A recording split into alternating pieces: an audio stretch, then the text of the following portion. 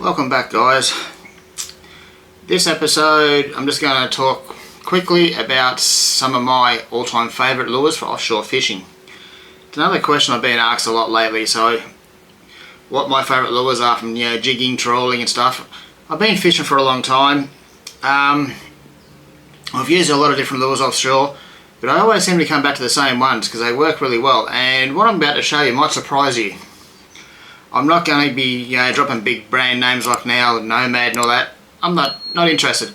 I'm going to be showing you some lures that over the years have worked for me really well and still work to this day. And I did go check to see if you can still buy some of these things, and you can, even though they're older lures. So if you're interested, you can still find them. I had a look online and found a few tackle shops still carry these types of lures. So you can get them still. Getting harder, but you can get them. Alright, enough of the spiel, let's get into it. We'll start off with basically just trolling. And I'm talking hard bodies, not skirts yet, just hard bodies. Over the years there's been so many different lures come out, and the main one people talk about is Halco, but I went away from Halco a long time ago. I had a dud, about 5 or 6 in a row that just wouldn't swim, and then caught a fish and then wouldn't swim. I just went right off Halco. I absolutely hate them now, I really do, can't stand them.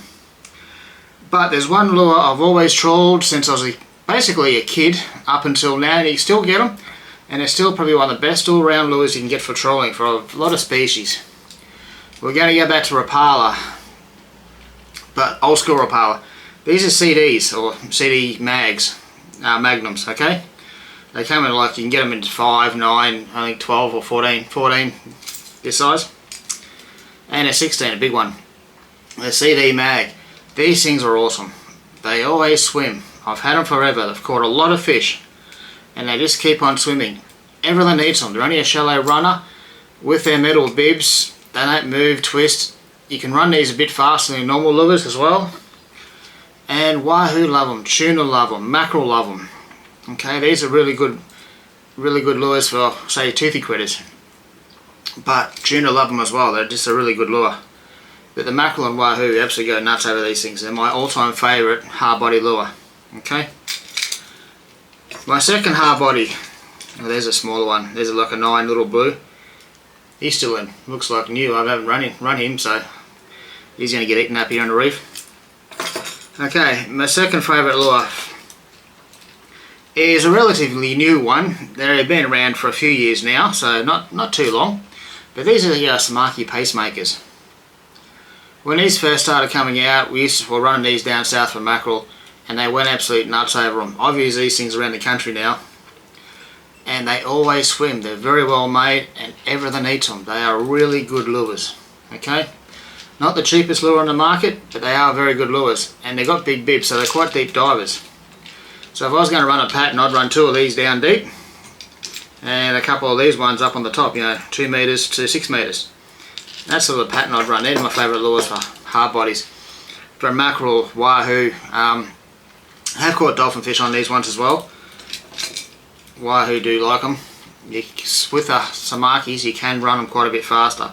With their streamlined bib, these things can actually, you can troll them quite quickly. Okay, so Samaki pacemaker is a really good one. Next thing is when you're offshore and you want to go casting. Say you're up here on the Great Barrier Reef, want to cast for a future rally or something, or if you're down south and you see some tuna schools, you want to go cast at tuna schools. Don't think, I'm not talking little slugs yet. I'm just talking about just stick baits. Just stick baits like these. People don't take them offshore into deep blue water. I don't know why. You cast these, if you know there's bait around, or there's schools of tuna or dolphin fish or something around, cast the stick bait out and wind it really fast. Most of these pelagics, their natural instinct is they see something fleeing along the top, like moving across the top really fast. I think it's a fleeing bait fish. Their natural instincts is chase and eat. Okay? So stick baits work really well. Cast them out as far as you can and wind as fast as you can. Don't worry about walking a dog and all that sort of BS. Just wind them really quickly. And especially tuna. Tuna love fast moving lures, like really fast moving lures. And they smash stick baits. Yes, they'll eat poppers when you're blooping them and stuff, but a fast moving stick bait, you'll actually get more hits. Okay, their natural instincts is to chase fast moving. They think it's a bait fish fleeing, so they chase it and eat it. So stick baits are a really good one. And that one's a Jackson, so if you haven't heard of a Jackson, that's what they look like. Most tackle shops have them. They're a really good, well-made lure. Not the cheapest thing, but they are good, and they're sinking. But they're a slow sink, so if you want them fast, you'll get them on the surface. If you want to let them sink down and bring them back to the water column, you can. I haven't had much luck doing with those actual ones doing that, but other stick baits, yes. You know, bring them back through the water column. And my other favourite one for surface fishing, this is going to surprise you all. There's an old, well, it used to be cheap, they're not anymore. You can still get them. They're about 30 bucks now. They used to be like 10. This is a cotton cordell. Okay, old cotton cordell, pencil popper. Old school. They do come with trebles, but I've got singles on it, as you can see. I grew up using these things. These things are deadly. They catch all sorts of fish. Taylor and the surf really like these things. We used to catch a lot of kingfish on them. Kingfish smash them. Love these things. You know what we used to do with these things down south, like Port Phillip Bay, out in what they call the Rip, the entrance to the Bass Strait. As a kid growing up, we used to trawl these. These are a casting lure, but we used to trawl them. Put them behind the boat, do about 6.5, 7 nights with these things, just behind the boat, just trolling. All they do is just their arse wobbles like so. Nose is up in the air, and we used to troll them. And kingfish, we used to smash the kingies doing that. Just trolling them, not casting them, just trolling them. Okay, but they're old school. Like you still get them. They're called a cotton cordell, pencil popper. And they're really good. And if you want to go chase some big Taylor in the surf, get these things. Taylor absolutely love these. They will smash them. They go nuts over them in the surf. Okay, what else we got here? We'll get down to, we'll get down to some jigs. First of all, we'll start off with a knife jig. There are so many different types out there, brands, colours, shapes, knife jigs. And I'm not going to tell you which knife jig's my favourite or which one to go to, like brand wise. But what I am going to tell you, over the years of using lots of different types of jigs, different types of colours, I always come back to one colour. Doesn't matter what brand it is, I always come back to one colour for some reason, because it always freaking works. And my favourite colour, you can see it there, it's silver with a black top. Just chrome, silver, black top. That's it, black and silver. For some reason, that's just my all-round go-to jig. It won't matter what brand it is, as long as I get that colour, I'm happy. Okay, so black and silver. We'll keep going on the jigs for the moment. Other things that are very popular nowadays, and I don't mind using them, have a bit of fun with them, are just your slow pitch jigs, your little flutter jigs. Okay? So little flutter jigs, especially up here around the reef, or even down south around the reef and stuff, a snapper. We caught jewies on them. I know guys that got wahoo on them out in the deeper water. You definitely get coral trout and red emperor and stuff on them up here too. But just little flutter jigs, they work an absolute treat. Colours, depends on where you are. Usually blue and silver is a good go.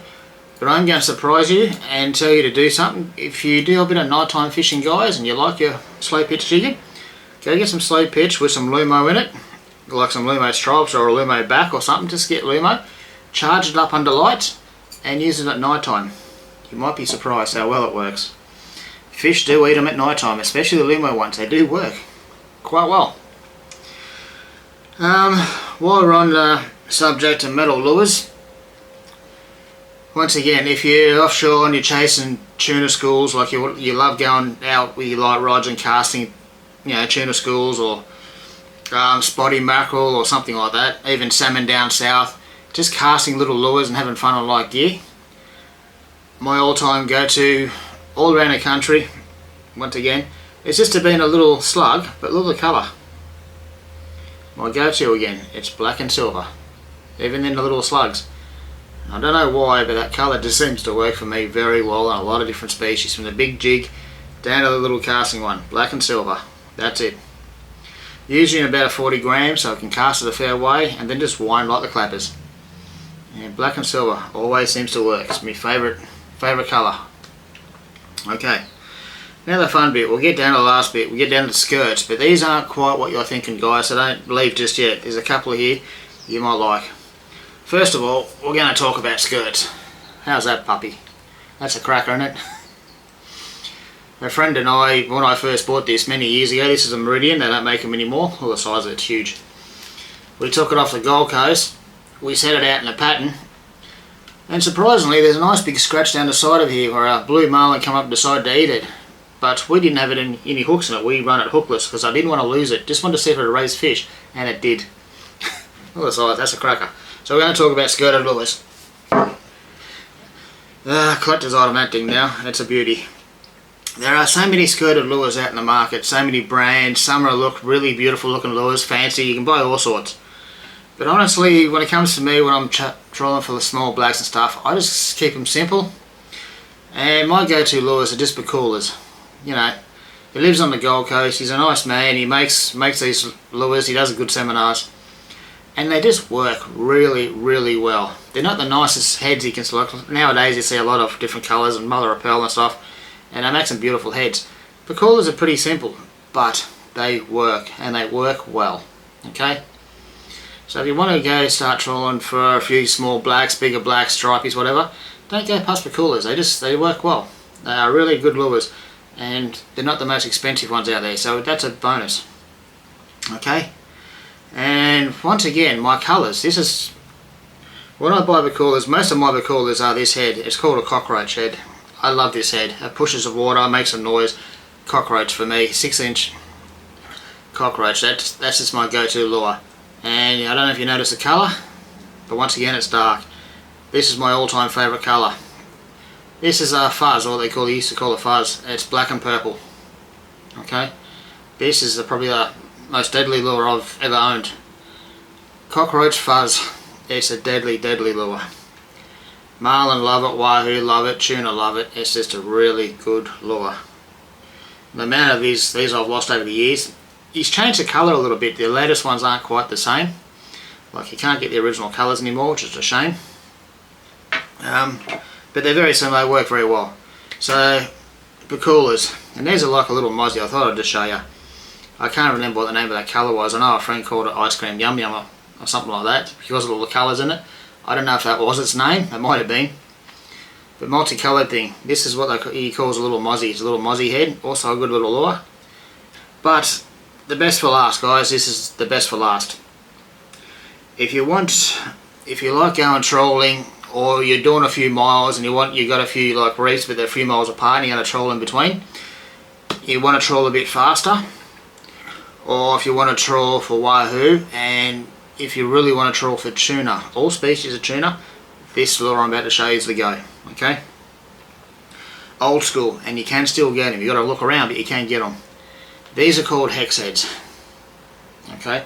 These heads here, they're just metal. They're a metal head. These things are as heavy as hell.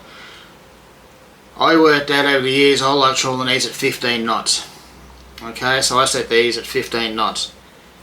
These lures, and the amount of wahoo I've caught on them, I couldn't tell you. I've lost count.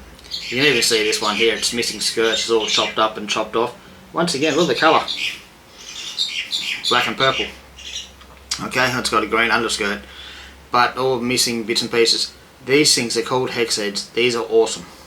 Okay, you can buy them. I don't know about nowadays. I haven't bought them for a while, so I've still got a handful. But when you used to buy them, they come fully rigged on wire, so you set up for wahoo trolling. And the amount of tuna love these things too, because tuna, once again, love fast moving lures. Like if I was going to go down south to visit family or something, to go chase bluefin down south, I don't know if guys down south use these or even know about them, but I'd take them down. I'd re-rig them on on mono. I'd rig the hex heads on mono and go out chasing some bluefin on these and troll 15 plus knots. I bet you these would smash the blueies down south. They'd love them. They really would. But up here, if you were looking for wahoo and stuff out near the shelf or off the Gold Coast, off 9 Mile, or some reefs close in around mid New South Wales looking for wahoo, hex heads, they are awesome. They are really the go-to lure when you're trolling for wahoo, tuna, and just a good lure to throw out if you've got a few miles to travel in between reefs. So you don't have to go slow, but you're not going to waste fishing time either. Throw a couple of hexies out. You don't know, you might hook a wahoo or a nice tuna or yellowfin or something on the way. Well worth a shot. Anyway guys, I've rambled on enough. These are my go-to lures for offshore. Over the years, these are the ones I've picked because they've caught me more fish than anything else. They're not your big brand names you hear about nowadays, but you can still buy all these lures and they do work well. So guys, if you want to catch some fish, give some of these a go. They do work well. Anyway, thanks for watching. I'll see you again next week.